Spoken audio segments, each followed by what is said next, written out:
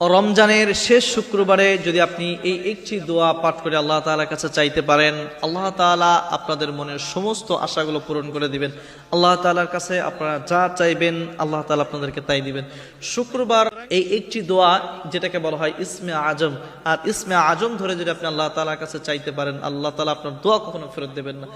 আল্লাহ তাআলা কোরআনুল কোন শক্তিশালী দোয়া শুনেন। হাদিসের ভিতরে এসেছে, আল্লাহুম্মা ইন্নী আসআলুকা বিআন্না লাকাল হামদ লা ইলাহা ইল্লা আনতাল মান্নান বাদিউস সামাওয়াতি ওয়াল আরদ ইয়া জাল জালালি ওয়াল ইকরাম ইয়া হাইয়্যু ইয়া কাইয়্যুম।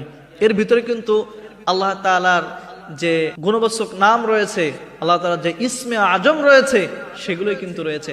আর আল্লাহ তাআলা বলেছে, আমার ইসমে আজমের ওসিলায় যদি কোনো বান্দা আমার কাছে চায়, আমি তার দোয়া কখনো ফেরত দিই না।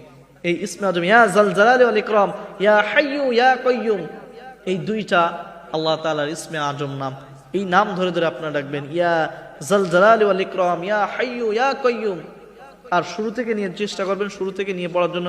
আল্লাহুম্মা ইন্নী আসআলুকা বিআন্না লাকাল হামদ লা ইলাহা ইল্লা আনতাল মান্নান বাদিউস সামাওয়াতি ওয়াল আরদ ইয়া জাল জালালি ওয়াল ইকরাম ইয়া হাইয়্যু ইয়া কাইয়্যুম।